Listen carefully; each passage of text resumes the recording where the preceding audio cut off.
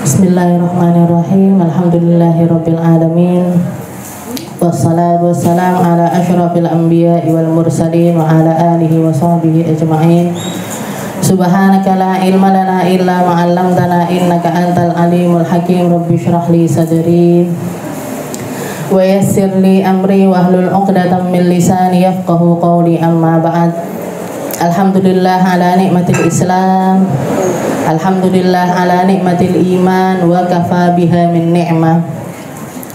Alhamdulillah, segala puji bagi Allah Subhanahu wa ta'ala yang mempertemukan kita, mendudukkan kita, memahamkan kita, mengumpulkan kita di pagi hari yang penuh berkah ini dalam keadaan yang cerah nggih.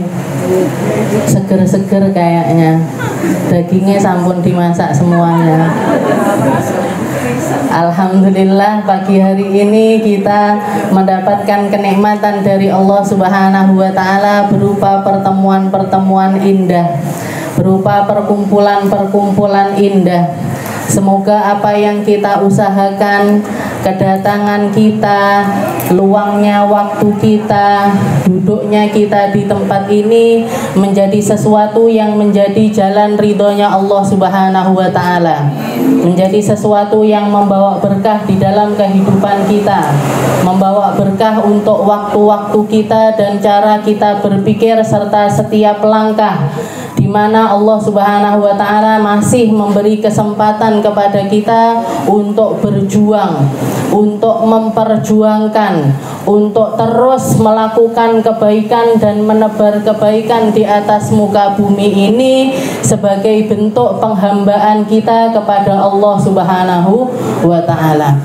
Di pagi hari ini saya ingin mengucapkan terima kasih sebesar-besarnya kepada jenengan semuanya, juga kepada sahibul bait serta para pengurus dari Majelis Az-Zahra yang masih dengan setia, yang masih dengan tulus, yang masih dengan ikhlas mengayomi kita semuanya sehingga majelis ini masih terus bisa menjadi kelompok-kelompok yang membawa kita untuk lebih kenal kepada guru-guru kita, untuk lebih tahu bagaimana kenapa Allah Subhanahu wa ta'ala membawakan Nabi Muhammad, mengirimkan Nabi Muhammad sallallahu alaihi wasallam kepada kita untuk mengajarkan segala sesuatu bagaimana dan seperti apa harusnya kita berada di atas muka bumi ini.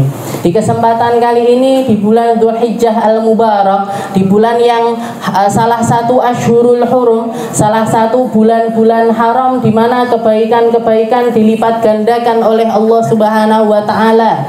Zikir-zikir, ibadah serta sedekah berlipat-lipat pahalanya dari Allah Subhanahu wa ta'ala. Maka kita minta sama Allah, semoga puasa yang kita lakukan, sedekah yang kita lakukan, korban yang kita korbankan, entah itu korbannya sapi, kambing, kerbau, ayam, telur, utawa korban perasaan sekalipun, nggih, semuanya kita minta sama Allah Ta'ala semoga diterima, semoga menjadi hewan-hewan, menjadi tunggangan-tunggangan yang akan membawa kita untuk selamat di akhiratnya Allah Subhanahu wa ta'ala.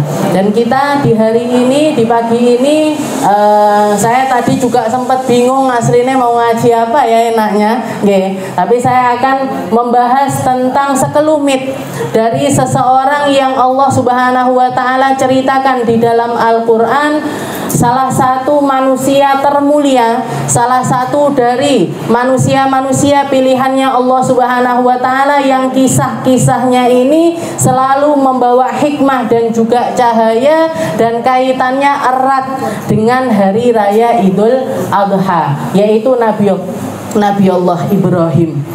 Nabi Allah Ibrahim yang memiliki julukan Al-Khalil, kekasihnya Allah Subhanahu wa ta'ala. Kalau kita lihat Nabi Allah Ibrahim ini adalah salah seorang nabi yang oleh Allah Subhanahu wa ta'ala dikaruniai kecerdasan di dalam berpikir dan juga logistik. Jadi beliau itu sangat logika sekali.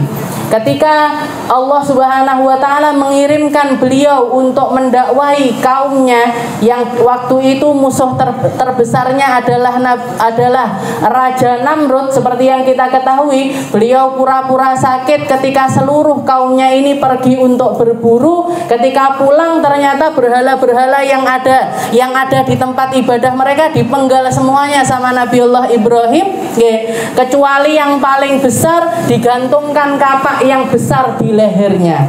Ketika orang-orang bertanya, "Wahai Ibrahim, apakah kamu yang memecahkan berhala-berhala kami? Apa kamu yang merusak seluruh berhala ini?" Maka Nabi Ibrahim mengatakan, al-kabiruhum, tanyakan kepada berhala yang paling besar ini loh, dia saksinya di sini. Maka serentak mereka mengatakan, mana bisa sebuah berhala itu ngomong, mana bisa sebuah berhala itu berbicara. Katanya Nabi Ibrahim, lah itu tahu, berhala ini loh ngomong aja ndak bisa, nyelamatkan dirinya saja ndak bisa. Masa mau ngasih kalian panjang umur, masa mau ngasih kalian rezeki, masa mau ngasih kalian kesehatan, masa mau ngasih kalian perkara-perkara yang kalian minta. Itu sesuatu yang jauh sekali dari logika yang benar-benar yang benar, istilahnya seperti itu. Jadi secara logika, akidah yang kita anut, agama Islam ini adalah agama yang tidak terbantahkan kebenarannya. Kita bertuhan dengan Tuhan Allah Subhanahu wa taala, itu adalah hakikat yang paling hakiki. Itu adalah kebenaran yang tidak mungkin terbantah dengan apapun, dengan cara pikir apapun, dengan pola pikir apapun, semaju apapun yang mengatakannya, ilmuwan manapun yang mengatakannya. Kalau sudah berhadap-hadapan dengan logika, dengan menyangkut tentang keberadaan atau eksistensi dari Allah Subhanahu wa taala, itu merupakan sesuatu yang jauh dari kebenaran. Dan Nabi Ibrahim itu meskipun beliau sudah beriman, meskipun beliau sudah yakin dengan keimanannya kepada Allah Subhanahu wa taala, tapi masih nyari bukti kepada Allah. Ketika di dalam Al-Qur'an diabadikan, wa idz qala Ibrahim, Rabbi arini kaifa tuhyil mauta. Ketika beliau minta sama Allah Ta'ala, ya Rabb, arini kaifa tuhyil mauta, perlihatkan kepadaku ya Allah, gimana caranya jenengan itu menghidupkan sesuatu yang sudah mati. Kasih saya bukti. Maka Allah Ta'ala mengatakan, awalam tu'min, apa kamu tidak beriman kepadaku? Apa kamu tidak percaya kepadaku, wahai Ibrahim? Katanya Nabi Ibrahim, bala, walakin liyatma'inna qalbi. Katanya Nabi Ibrahim, ya Allah, saya percaya kepadamu, saya percaya tentang semua ciptaanmu, saya percaya bahwa saya tidak ada Tuhan selain engkau, semua hal yang engkau berikan, engkau takdirkan, semua ada di genggamanmu. Saya percaya itu ya Rabb, walakin liyatma'inna qalbi, tapi tolong biarkan hati saya ini punya ketenangan. Makanya dari sini saya belajar, dari sini saya sadar, sesungguhnya kita ketika membaca Al-Quran, mentadaburi Al-Quran, ngaji, belajar dan lain sebagainya, semua hal yang ada pada diri kita ini tidak penting. Istilahnya gini, baju yang kita pakai tidak penting, tas yang kita bawa tidak penting, sepatu yang kita pakai tidak penting, di mana tempat kita ngaji itu tidak penting. Tapi yang penting satu, hadirkan akal kita, hadirkan pikiran kita, hadirkan hati kita. Karena ketika akal yang tidak ada, ketika hati yang tidak ada, ketika kejernihan otak yang hilang, ketika kita mentadaburi sesuatu yang datang dari Allah Subhanahu wa taala, semuanya jadi percuma, semuanya jadi tidak ada harganya, semuanya jadi tidak ada nilainya. Di sini Nabi Ibrahim sudah iman, bahkan diangkat jadi nabi, diangkat jadi rasul, diangkat jadi utusannya Allah Ta'ala untuk mendakwahi makhluk, mendakwahi manusia-manusia yang lainnya, tapi masih minta, arini ya Allah, perlihatkan kepadaku tentang kebesaranmu, terutama tentang bagaimana jenengan ini menghidupkan sesuatu sesuatu yang sudah mati. Dari tidak ada terus diadakan, terus mati sampai habis, terus jenengan hidupkan lagi. Itu kayak gimana gambarannya ya Rob? Lihat ma'inna qalbi, agar hati saya tenang, agar pikiran saya tenang. Maka ketika kita berislam, ketika berislam tanpa logika, berislam tanpa berpikir, berislam hanya karena ikut-ikutan saja. Nyapa awakmu sholat? Loh, bapakku sholat, ibuku sholat. Kenapa kamu kok kenapa kamu kok berzakat? Ya karena semua orang berzakat. Kenapa kamu kok puasa Ramadan? Ya karena semuanya puasa Ramadan. Cuman karena hal itu saja, cuman karena ikut-ikutan saja. Maka ketika kita berislam dengan cara semacam ini, Islam dirusak, Islam dirobohkan, Islam disusupi dengan perkara-perkara yang tidak benar. Kita tidak terasa, tidak ngerti, tidak paham, bahkan menganggap itu sesuatu yang benar. Nganggap itu sesuatu yang benar, kayak yang terjadi di zaman sekarang ini. Seperti yang terjadi di zaman sekarang ini, pergeseran akhlak yang begitu mundurnya. Gitu. Jenengan di zaman dulu, di zamannya jenengan dulu masih kecil-kecil, lek bapaknya jenengan, kakeknya jenengan pengen menjaga putri-putrinya, pengen jagain cucu-cucunya yang perempuan, cukup bikin pagar tinggi, selesai.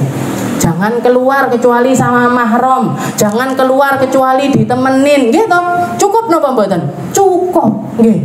Ndak akan terbawa arus keburukan-keburukan yang ada di luaran. Sekarang bohong delik neng jero omah lho, nggih. Yang ditonton apa, yang dilihat apa, yang dilakukan apa, yang mengontrol otaknya siapa, yang diikuti di dalam kata-katanya siapa, tidak bisa dibendung, nggih.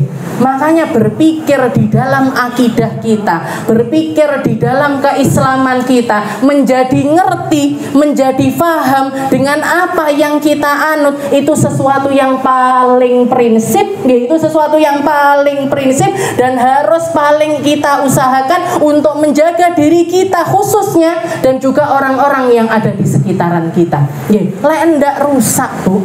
Kalau ndak rusak, ini yang dilakukan Nabi Allah Ibrahim. Beliau masih berpikir logika. Arini kaifa tuhyil mauta awalam tu'min qala bala walakin liyatma'inna qalbi. Ya Rabb, saya beriman kepadamu, akan tetapi biarkan hati saya ini tenang di dalam akidah saya.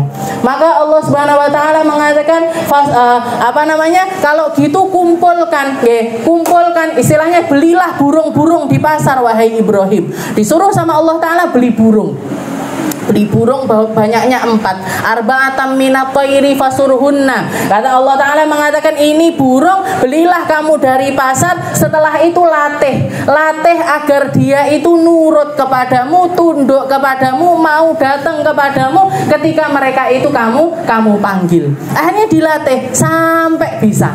Setelah bisa, istilahnya dipanggil moro. Setelah itu sama Allah Ta'ala disuruh nyembelih. Nyembelihnya itu bukan cuma dibagi 2, ndak, tapi satu burung itu dipeceli, istilahnya gitu, dipeceli jadi 4 atau lebih. Setelah itu, jenazah atau mayat dari 4 burung ini taruh, yang ini taruh di gunung ini, yang ini taruh di atas gunung ini, yang ini taruh di atas, dipencar-pencar. Setelah itu panggil. Begitu dipanggil sama Nabi Allah Ibrahim, datang semuanya, ngumpul lagi di hadapan Nabi Allah Ibrahim. Tidak ada yang tidak mungkin bagi Allah Ta'ala, tidak ada yang mustahil bagi Allah Ta'ala, tidak ada sesuatu yang tidak akan bisa dilakukan sama Allah Ta'ala. Ini tidak ada orang yang sudah pasti selamat dan tidak ada orang yang tidak mungkin selamat, itu tidak ada. Maka kita ketika hidup di dunia, Rasulullah SAW datang kepada kita, Al-Quran dikirimkan kepada kita, firman-firmannya kita baca, di dalam sholat fardu kita selalu melantunkan firman-firman Allah Ta'ala. Ini bukan sesuatu yang berjalan begitu saja, tapi ada makna-makna yang ingin Allah Ta'ala titipkan dan masuk di dalam kehidupan kita untuk menyelamatkan sesuatu yang tidak pasti, ketimbang kamu memikirkan sesuatu yang yang sudah pasti. Untuk mempersiapkan sesuatu yang penuh dengan ketidakmungkinan dibandingkan kita risau menata perkara-perkara yang sudah ditata sama Allah Ta'ala. Apa yang sudah ditata sama Allah Ta'ala? Jodoh kita sudah ditata, rezeki kita sudah ditata. Tidak mungkin mati kita kecuali rezeki, makan kita, minum kita, oksigen kita habis. Lek wes entek, mau ndak mau, nggih mau ndak mau, mesti diambil sama Allah Ta'ala. Wes entek jatahmu, wayahe mulih, nggih. Sudah pas, sudah habis rezekimu di dunia, silahkan kembali kepada Allah Subhanahu wa Ta'ala. Mau kita minta, ya Allah engko dhisik anakku sik cilik-cilik. Ya Allah engko dhisik bojoku. Ya Allah engko dhisik tokoku.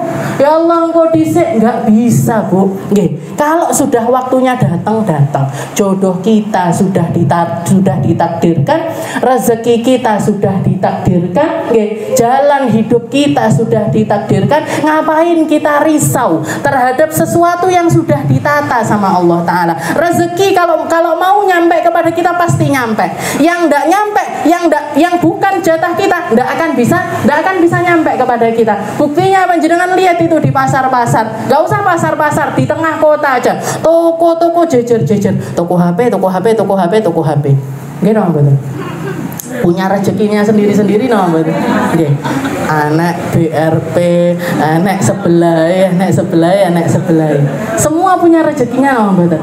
Jualannya sama, harganya bersaing. Nggih. Jualannya sama, harganya bersaing, tapi semua punya pasarnya masing-masing. Nggih. Yang lebih jelas lagi di pasar-pasar. Dodol Brambang sak deret, dodol Brambang kabeh, dodol Lombok kabeh. Jualan perkara yang sama, tapi semua punya rezekinya sendiri-sendiri, semua punya jatahnya sendiri-sendiri. Nggak usah risau, Bu.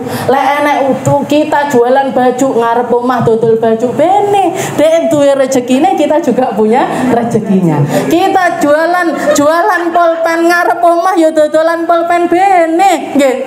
Saya pernah dengar cerita orang yang paling tawakal di antara suku di Indonesia ini, yang paling punya keyakinan sama Allah Ta'ala ini tingkat tinggi itu orang-orang Madura. Orang-orang Madura ini bahkan jualan bensin eceran di depan pom bensin. Jualan bensin eceran di depan pom bensin. Dan jualannya niku nggih bukan di tempat masuknya, bukan di jalan masuknya, tapi di jalan keluarnya.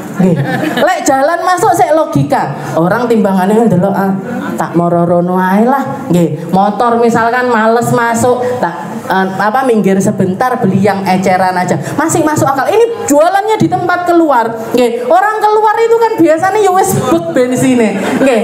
Tapi ketika ditanya, "Kenapa kok kamu jualan bensin eceran di depan raksasanya bensin?" Nggih. Di depan juragannya bensin, kenapa? Katanya dia, "Loh, rezekinya sendiri-sendiri. Pom bensin punya rezekinya sendiri, saya juga punya rezekinya sendiri."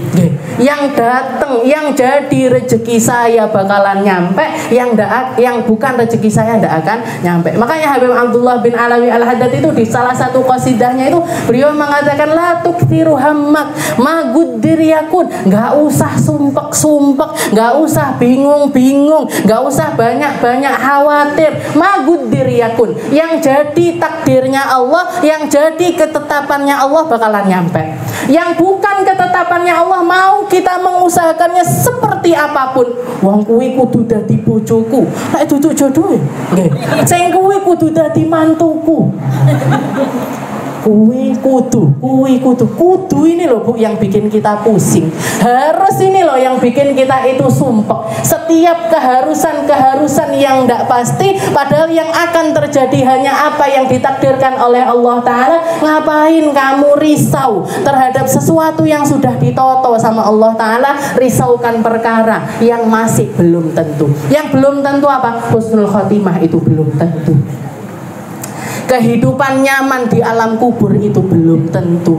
Dibangkitkan di padang mahsyar dengan cara yang indah itu belum tentu. Nerima kitab pakai tangan kanan itu belum tentu. Bisa ngelewati sirat itu belum tentu. Ini yang belum tentu. Ngapain kita merisaukan perkara-perkara yang sudah tentu? Akhirnya kita menelantarkan perkara-perkara yang tidak tentu. Selamat ya awake dhewe durung mesti nggih. Enaknya kita, masuknya kita ke dalam surga itu belum tentu nggih. Belum tentu, itu semuanya sesuatu perkara yang belum tentu. Dan untuk perkara-perkara yang belum tentu ini Allah Ta'ala mengirimkan nabi sekian banyak, rasul sekian banyak, ngajarkan kita caranya ibadah, ngajarkan kita jadi hamba-hamba yang baik, nyadarkan kita caranya bertauhid dengan benar, nyadarkan kita caranya berakidah dengan indah, nyadarkan kita bagaimana cara kita berpikir, bagaimana cara kita menata hati, bagaimana kita bermuamalah dengan Allah Subhanahu wa Ta'ala. Karena perkara-perkara ini nanti yang akan membenahi perkara akhirat kita, yang akan menyamankan kuburan kita, yang akan madangi tempat kembali kita kepada Allah Subhanahu wa Ta'ala. Ini yang harusnya kita risaukan. Nabi Ibrahim datang dengan cara yang semacam itu. Istilahnya kalau kita lihat ada hamba-hamba Allah Ta'ala ini yang beriman secara langsung. Tapi kalau kita lihat hampir semuanya itu, hampir semuanya orang-orang yang beriman itu mereka selalu mengedepankan pemikiran. Jadi hadir majelis yang harus kita hadirkan pertama apa? Ini akal kita, cara berpikir kita, pembukaan dari hati kita, itu yang akan membawa perubahan yang besar. Kalau enggak, nggak ada efeknya apa-apa. Ini Nabi Allah Ibrahim. Dan di sini saya ingin membahas beberapa doa-doa indah yang beliau lantunkan. Ada banyak doanya Nabi Allah Ibrahim yang diceritakan sama Allah Ta'ala ketika beliau selesai membangun Ka'bah. Wa idh yarfa'u Ibrahimul qawa'ida minal baiti wa Ismailu rabbana taqabbal minna innaka antas samiul alim. Ketika beliau baru aja selesai bangun Ka'bah bersama Nabi Allah Ismail. Jadi selesai pembangunan Ka'bah, sudah jadi Ka'bahnya ini, bukannya beliau mengatakan ya Rabb ini Ka'bah saya, ini bangunan yang saya bangun bersama putra saya. Maka pertama kali hal yang keluar dari lisan beliau adalah Rabbana taqabbal minna. Ya Allah, tolong diterima. Ya Allah, ini bangunan Ka'bah saya tolong diterima. Ya Allah, ini ibadah saya tolong diterima. Ya Allah, ini perjuangan saya tolong diterima. Ya Allah, ini korban saya tolong diterima. Kita belajar ketulusan di dalam ibadah tersebut dan mengaitkan setiap ibadah itu datangnya dari Allah dan patut disyukuri kembali lagi kepada Allah Subhanahu wa Ta'ala. Bukan terus, ya Allah, ini masjid saya. Ya Allah, ini masjid saya. Ya Allah, ini anak-anak saya. Ya Allah, ini harta saya. Ya Allah, ini korban saya. Nyampe di situ saja, boten. Tapi kita pahami bahwasanya kalau saya tidak dibantu sama Allah Ta'ala untuk berbuat baik, saya juga tidak akan bisa jadi orang yang baik. Kita semuanya kalau tidak dipertemukan sama Allah, kalau tidak dikumpulkan sama Allah, kalau tidak difahamkan sama Allah, tidak paham, tidak ngerti arep nyapo ning dunia ini. Akhirnya yang terjadi apa ya? Cuma ngikuti arus saja. Ini wong-wong dolanan Instagram melo, orang-orang main TikTok melo, orang-orang joget-joget di TikTok ikut, orang begini ngikuti arusnya orang-orang, padahal yang dominan terhadap perkara-perkara yang semacam ini orang muslim apa orang non-muslim? Orang non-muslim. Dan Rasulullah sudah sering sekali memperingatkan hal tersebut. Kalau kamu tidak punya prinsip di dalam agamamu, kamu akan ngikuti setiap langkah-langkahnya orang Yahudi dan juga Nasrani. Selangkah mereka maju selangkah, kamu ikut maju. Mereka mundur selangkah, kamu ikut mundur. Bahkan ketika mereka harus masuk ke lubang biawak sekalipun kamu akan ikut. Siapa yang ikut sama orang-orang seperti itu? Mereka yang di dalam akidahnya tidak ada prinsipnya, tidak ngerti pegangannya sama siapa, tidak ngerti kudune piye, tidak ngerti berguru sama siapa dan gimana caranya memegang guru tersebut, tidak ngerti caranya. Na'udzubillahi min dzalik. Jadi seperti itu. Nabi Allah Ibrahim di dalam surat Ibrahim, ya ada satu surat di dalam Al-Qur'an yang bernama surat Ibrahim. Di situ juga ada doa-doa indahnya Nabi Allah Ibrahim yang penuh dengan istilahnya penuh dengan hikmah-hikmah dan juga hal-hal yang harusnya kita renungi. Di akhir-akhir ayat beliau mengatakan wa qala Ibrahim rabbi ja'al hadzal balada amina wajnubni wa baniya an na'budal asnam. Ketika beliau ditakdirkan sama Allah Ta'ala untuk memiliki seorang putra di usia yang sudah senja, Nabi Ibrahim niku salah satu ujian berat yang Allah Ta'ala berikan kepada beliau itu, beliau nikah lama sekali tidak punya anak. Jadi beliau nikah lama sekali, bahkan baru dikaruniai putra yang bernama Ismail itu, dan beliau sudah berusia 99 tahun. Umur 99 dua anak. Dan itu pun dari istri keduanya yaitu Siti Hajar. Istri pertama beliau adalah Sayyidah Sarah. Setelah itu beliau Sayyidah Sarah ini punya budak perempuan, cantik budaknya tersebut. Maka istilahnya Sayyidah Sarah itu awalnya pengennya mbok munawa bisa dikaruniai putra atau putri dari pernikahan yang kedua. Akhirnya dinikahkan dilalah, setelah nikah langsung hamil Sayyidah Sarah tersebut. Tapi Nabi Ibrahimnya usianya sudah 99 tahun. Tapi yang namanya perempuan begitu madunya punya anak cemburu ya. Gawon ngalih anakmu sak bojomu gawon ngalih, disuruh pergi itu yang akhirnya Nabi Allah Ibrahim juga dapat wahyu dari Allah Ta'ala. Karena rumah tangga istilahnya kalau dibiarkan ini di satu rumah punya dua istri, dengan dua istri yaitu Sayyidah Sarah dan juga Siti Hajar, malah ndak karu-karuan. Akhirnya dibawa pergi, seperti kisah yang sering kita dengar. Nabi Ibrahim perjalanan jauh sekali dari Palestina sampai ke Mekah. Sampai ke Mekah, nyampe di satu tempat yang tidak ada tumbuhan sama sekali, tidak ada air, gersang, tidak ada apa-apa di tempat tersebut. Tapi di sepanjang jalan Nabi Ibrahim ini selalu mengatakan Rabbi ja'al hadzal balada amina wajnubni wa baniya an na'budal asnam. Katanya Nabi Ibrahim, ya Rabb, kalaupun misalkan nanti saya itu, putra saya dan juga istri saya ini harus tinggal di satu tempat, tolong kasih mereka tempat tinggal yang aman dan bebas dari penyembahan berhala. Dua poinnya. Ketika nyari rumah, ketika nyari tempat tinggal, ketika kita itu nyari komunitas ataupun tempat kita hidup, dua hal yang perlu kita perhitungkan. Keamanannya, dan yang kedua adalah akidah yang ada di tempat tersebut. Kalau kita bisa mempertahankan akidah di tempat tersebut, kalau kita bisa menyelamatkan akidah kita di tempat tersebut, tinggal di situ. Kalau enggak, mendingan kita tinggal di tempat yang lainnya. Mendingan kita tinggal di tempat yang lainnya. Logika ini kan logika yang sudah jauh dimiliki sama orang-orang zaman sekarang. Orang sekarang kalau mau tinggal di satu tempat yang dipikirkan pertama nopo nih?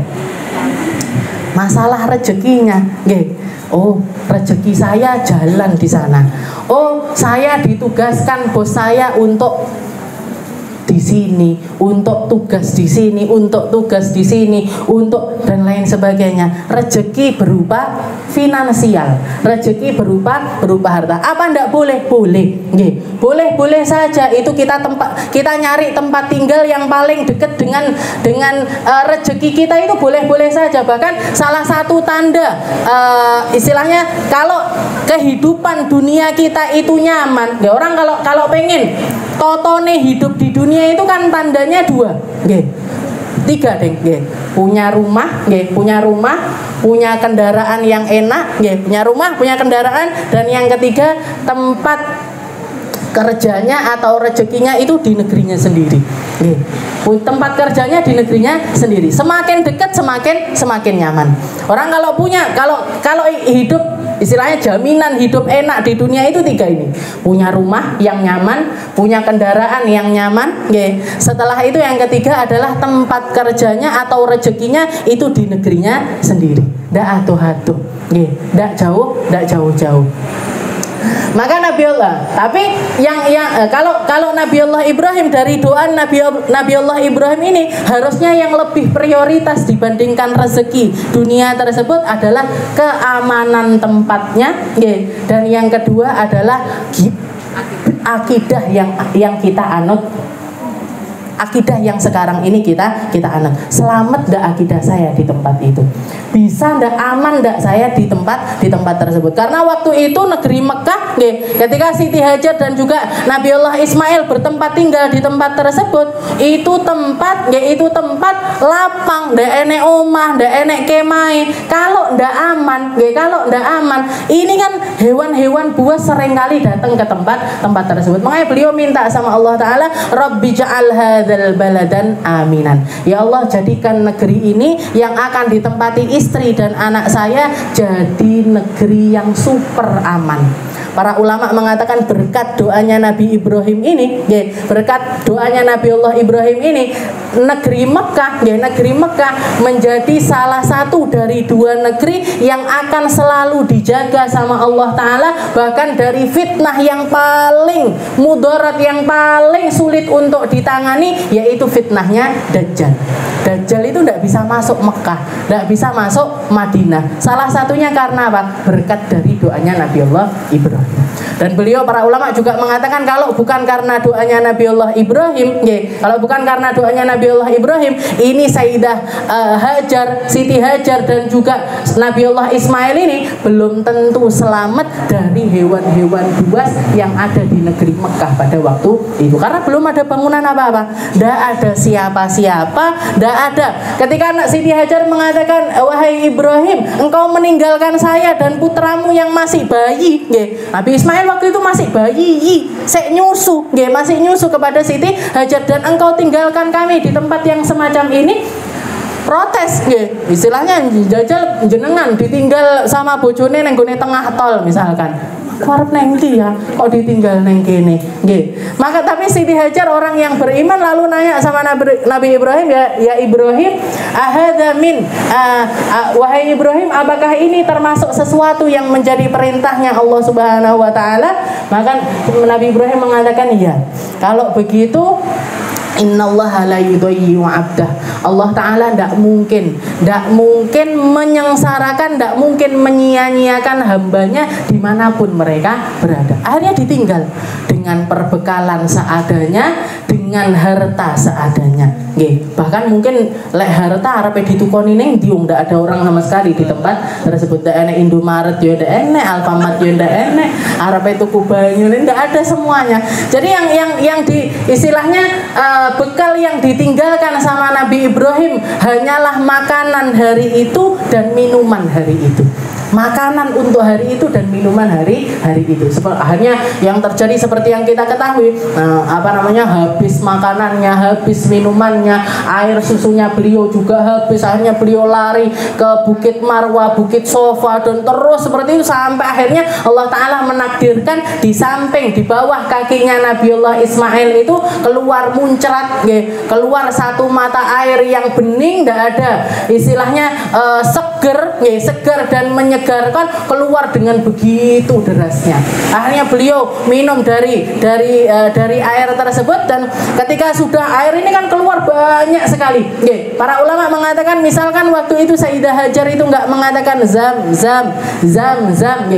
itu maksudnya ngumpulo, nggak ngomong seperti itu, maka niscaya air zam-zam waktu itu akan jadi sungai, bahkan mungkin bisa jadi lautan, saking besarnya sumber dari air zam-zam tersebut. Tapi beliau naruh batu-batu di sekitarnya sambil mengatakan zam sampai akhirnya bisa dinikmati oleh orang muslim sampai zaman sekarang ini. Itu Rabbi ja'al hadzal balada amina wajnubni wa baniya an-na'budal asnam, dan tolong ya Allah lindungi kami dan anak-anak kami untuk mengibadahi berhala. Istilahnya untuk keluar dari akidah yang kita anut ini, tolong jaga saya dan juga anak-anak saya. Makanya Nabi Ibrahim itu salah satu julukannya beliau adalah Abul Anbiya, abahnya para nabi, karena beliau dikaruniai dua orang putra dan dua-duanya jadi nabi. Bahkan keturunan bawahnya pun juga jadi nabi. Nabi Allah Ibrahim dari Siti Hajar punya anak namanya Ismail. Dari Nabi Ismail ini nanti keturunannya sampai kepada Rasulullah Sallallahu Alaihi Wasallam. Dari Nabi Allah Ishak juga gitu. Nabi Ishak ini putranya Sayyidah Sarah. Jadi begitu ditinggal sama Sayyidah Siti Hajar pergi, ternyata Sayyidah Sarah ini juga hamil. Hamil punya putra namanya Nabi Allah Ishak. Nabi Allah Ishak punya putra namanya Yakub. Yakub punya putra namanya Nabi Allah Yusuf.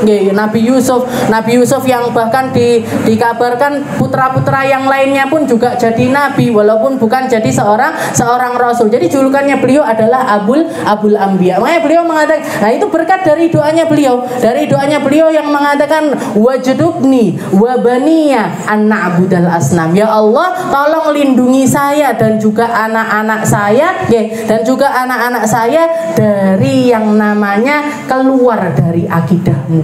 Ini adalah sesuatu yang harus kita usahakan.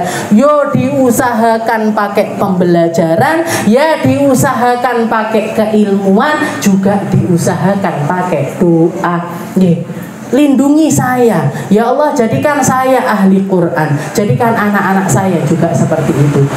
Rabbi ja'ani muqimas salah wa min dzurriyyati. Ya Allah, jadikan saya orang-orang ahli salat dan jaga anak cucu saya untuk tetap bisa melaksanakan salat. Saya sekarang jadi orang yang ahli akidah ya Allah, jadikan keluarga saya semuanya, anak cucu saya juga orang-orang yang masih berpegang tentang akidahmu.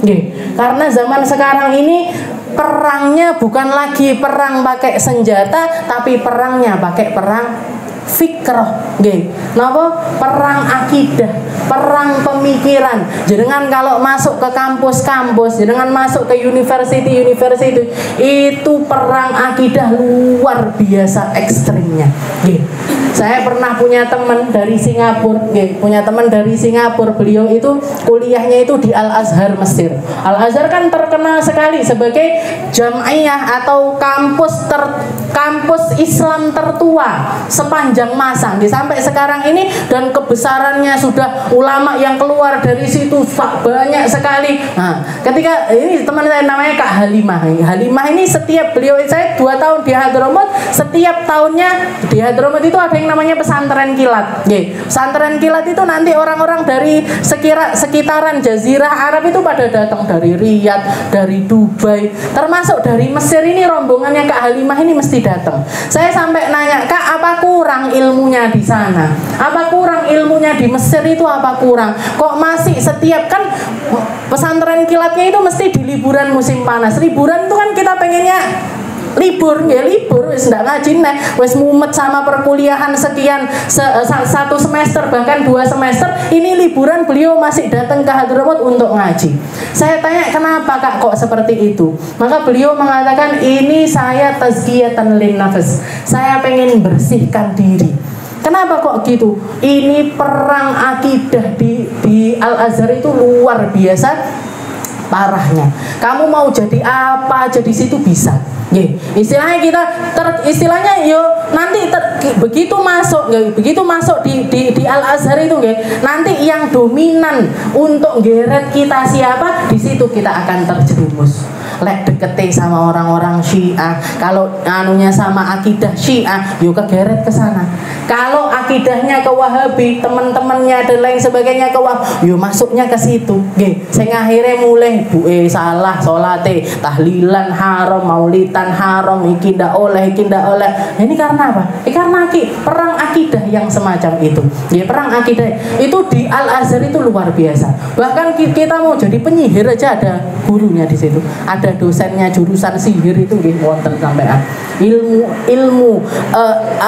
ilmu putihnya yo kuat, ilmu hitamnya juga kuat. Jadi ini seperti ini keadaan kita. Siapa yang bisa jamin anak-anak kita akan tetap berpegang dengan akidah yang sama dengan kita? Siapa yang bisa menjamin kita jadi ahli sholat dan anak-anak kita juga tetap seperti itu? Siapa yang menjamin kita jadi ahli sedekah, suka amaliyah seperti nenek moyang kita, terus anak-anak kita juga akan meneruskan apa yang kita wariskan? Lek ndak diwaris nih, lek ndak difaham nih, lek ndak dingertikan, maka ini semuanya akan terkikis sedikit demi sedikit. Makanya Nabi Ibrahim mengatakan, Rabbi ja'alni muqimas shalah wa min dzurriyyati. Ya Allah, jadikan saya orang-orang yang terus menjalankan sholat. Bukan cuma saya ya Rabb, tapi teruskan sampai anak cucu saya ini jadi orang-orang yang ahli salat. Makanya sama Allah Ta'ala dijaga. Anak-anaknya Nabi Ishak dijaga, anak-anaknya Nabi Allah Ismail juga dijaga oleh Allah Subhanahu wa Ta'ala. Rabbi innahunna adlalna katsiran minan nas, faman tabi'ani fa innahu minni wa man asani fa innaka ghafurur rahim. Ini doa para ulama mengatakan ini adalah doa yang dilantunkan sama Nabi Ibrahim bukan di dunia tapi di akhirat. Di akhirat itu beliau mengatakan Rabbi innahunna adlalna. Ya Rabb, saya nanti bakalan punya anak cucu banyak. Tapi saya tidak bisa jamin semuanya itu ada di dalam akidah yang lurus. Mesti enek sing kepleset, mesti ada yang lepas, mesti ada yang tergelincir. Itu pasti. Rabbi innahunna adlalna. Ya Rabb, nanti kalau ada anak cucu saya yang tergelincir, anak cucu saya yang bermaksiat, anak cucu saya yang melakukan kesalahan, anak cucu saya yang keluar dari akidah, faman tabi'ani fa innahu minni wa man asani fa innaka ghafurur rahim. Yang bisa saya selamatkan cuman yang ngikuti akidah saya ya Rabb. Yang mau ngikuti ajarannya para nabi, mereka yang selamat ya Rabb. Yang mau belajar, yang mau menerapkan akhlak, yang mau memahami, yang mau mendidik, yang mau membenahi diri, mereka yang akan bisa saya selamatkan. Tapi yang enggak ya Rabb, fa innaka ghafurur rahim. Tak pasrahkan sama jenengan, terserah mau diapain. Ini kata-katanya Nabi Ibrahim. Dikatakan ketika Nabi Muhammad membaca surat ini, membaca sampai di ayat ini, ditambah dengan satu surat lagi yang menceritakan tentang kisahnya Nabiullah Isa. Nabi Isa itu ketika berhadapan dengan Allah Ta'ala, dicecer pertanyaan sama Allah Ta'ala, ya Isa bin Maryam, a'anta qulta linnasi ittakhiduni wa ummiya ilahaini min dunillah. Nabiullah Isa ditanya sama Allah Ta'ala, wahai Isa, apa benar kamu yang mengatakan kepada umatmu, jadikan aku dan ibuku sebagai Tuhan? Nabi Isa ditanya sama Allah Ta'ala, apa benar kamu pernah mengatakan, jadikan aku Tuhan atau jadikan ibuku Tuhan? Apa benar kamu mengatakan yang seperti itu wahai Isa? Maka dikatakan waktu itu begitu pertanyaan tersebut terlontar dari Allah Subhanahu wa Ta'ala, Nabi Isa diem, tidak bisa ngomong, tidak bisa jawab. Itu durasinya selama 1 tahun. Menengcek, tidak bisa jawab, tidak tahu mau ngomong apa. Sampai akhirnya beliau mengatakan, Subhanaka ya Rabb, Maha suci Engkau ya Rabb, Maha suci Engkau ya Allah, ma qultu lahum illa ma amartani bih. Saya tidak pernah mengatakan kecuali sesuai yang Engkau perintahkan ya Allah. Anittakhiduni wa ummiya, untuk menjadikan aku dan ibuku ini sebagai hamba-hamba Allah sama seperti manusia, untuk hanya menyembah kepadamu ya Allah. Ini katanya Nabi Isa. Setelah itu Nabi Isa mengatakan, ya Rabb, kalau misalkan nanti di akhirat ini ya Rabb, orang-orang yang bisa selamatkan adalah yang ngikuti ajaranku, tapi yang enggak terserah. Kalau Nabi Isa mengatakan terserah, ma in tu'adzibhum fa innahum ibadu wa in taghfir lahum fa innaka antal ghafurur rahim. Kalau jenengan mau nyiksa, silahkan. Jadi Nabi Isa mengatakan seperti itu. Kalau mau disiksa ini umat saya, orang Nasrani mau disiksa ya Rabb, silahkan. Jenengan yang berkuasa atas hal tersebut. Jenengan yang berkuasa atas hal tersebut. Tapi kalau mau dimaafkan juga tidak apa-apa ya Rob. Sama persis seperti perkataannya Nabi Allah Ibrahim. Beliau berdua, ya Nabi Ibrahim, baik Nabi Ibrahim maupun Nabi Allah Isa, mereka hanya bisa menyelamatkan orang-orang yang masih menjaga akidahnya, masih menjaga dengan cara keimanan yang diperintahkan sama Allah Subhanahu wa Ta'ala. Sehingga yo lepas tangan. Maka dikatakan waktu itu Rasulullah tidak berhenti nangis merenungkan dua ayat ini, nangis semalaman, ditenangkan sama putrinya, tidak berhenti, ditenangkan sama cucunya, tidak berhenti, ditenangkan sama sahabat-sahabatnya, tidak berhenti, nangis terus sampai Allah Subhanahu wa Ta'ala mengatakan kepada malaikat Jibril, ya Jibril, katakan kepada Muhammad, inna sanurdihi fi ummati. Wahai Muhammad, kami Allah Ta'ala akan selalu nyari ridhonya Nabi Muhammad di dalam umatnya. Jadi kalau kita sekarang ini ditakdirkan sama Allah Ta'ala ngumpul, lisan kita ditakdirkan bisa berzikir, kita dikasih pemahaman, kita dikasih keilmuan, kita dikasih hati yang lapang, kita masih dikasih kesempatan sholat, ibadah, kurban, haji, umrah, sedekah dan lain sebagainya. Itu bukan karena kitanya yang baik, Bu. Bukan karena kitanya, tapi karena Allah Ta'ala ingin selalu menyenangkan Nabi Muhammad lewat umatnya. Mau kita baik, mau kita ndak baik. Istilahnya gini, kalau wes aku ndak gelem dadi wong apik, Allah Ta'ala akan milih orang lain untuk jadi baik. Kalau kita ndak mau kumpul-kumpul melakukan kebaikan, Allah Ta'ala akan nyari perkumpulan lain untuk diperbaiki. Kalau kita ndak mau berzikir, Allah Ta'ala akan mentakdirkan umat lain untuk berzikir. Kalau kita ndak mau sholat, Allah Ta'ala akan menghidupkan orang-orang, akan menumbuhkan orang-orang, akan menciptakan manusia-manusia yang akan selalu melaksanakan sholat. Jadi orang baik itu selalu ada, pilihannya terserah kita. Fa'alhamaha fujuraha wa taqwaha. Hidup kita ini selalu ada pilihan untuk jadi baik atau untuk jadi tidak baik. Kalau kita memilih untuk jadi tidak baik, Allah Ta'ala akan nyari makhluk lain untuk jadi baik. Karena apa? Intinya untuk apa? Untuk selalu menyenangkan Rasulullah Sallallahu Alaihi Wasallam. Inna sanurdika fi ummatik. Bahkan setelah itu Allah Ta'ala mengatakan, wala sawfa yu'tika rabbuka fatardu.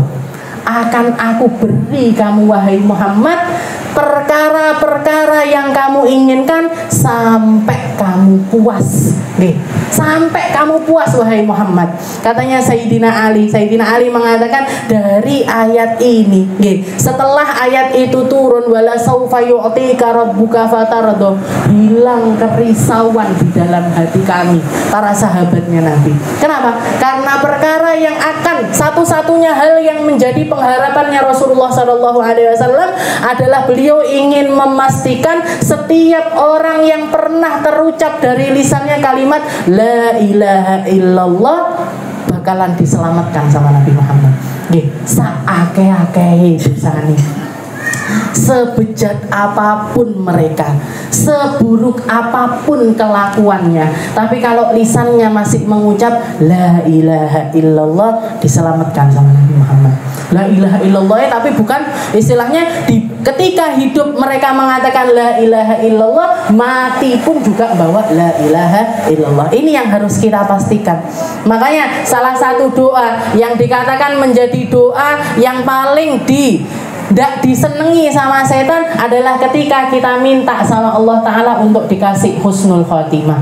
Ya Allah biha, ya Allah biha, ya Allah bi husnil khatimah. Ya Allah, ini salah satu doa yang paling dibenci sama setan. Kenapa? Karena usaha mereka jadi sia-sia kalau orang dihadiahi sama Allah Ta'ala husnul khatimah. Percuma. Kenapa? Nanti akhir-akhirnya, ujung-ujungnya juga akan diselamatkan oleh Rasulullah Sallallahu Alaihi Wasallam. Jadi seperti itu. Dan masih banyak lagi doa-doa yang dilantunkan oleh Nabi Allah Ibrahim, ya doa-doa yang indah, doa-doa yang penuh dengan hikmah, doa-doa yang penuh dengan cahaya, doa-doa yang penuh dengan pembelajaran untuk kehidupan kita di dunia agar menjadi bekal kita di akhiratnya Allah Subhanahu wa Ta'ala. Maka di kesempatan kali ini Saya ngutip sedikit-sedikit dari doa-doanya Nabiullah Ibrahim agar lebih tercerahkan kita, agar lebih memahami kita tentang prinsip-prinsip kehidupan, di mana bagaimana cara kita berdoa dan bagaimana kita bermuamalah kepada Allah Subhanahu wa taala. Maka sebagaimana Allah Subhanahu wa taala menjaga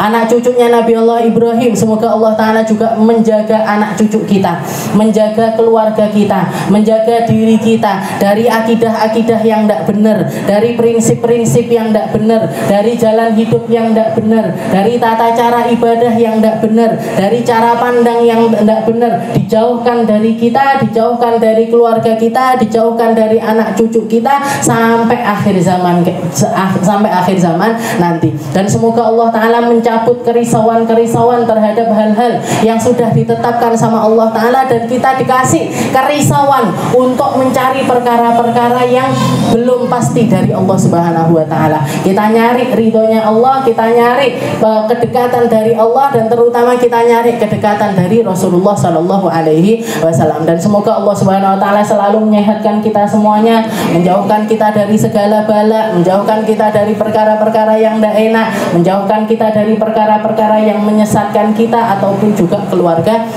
kita. Dan semoga Allah Subhanahu wa taala mengaruniakan kepada kita husnul khatimah, kematian yang baik, kematian yang indah, kematian yang penuh dengan ridhonya Allah Subhanahu wa taala. Ala hadhihi niyyah wa ala niyatin salihah wa ila hadratin Nabi Muhammad sallallahu alaihi wasallam bisirril Fatihah.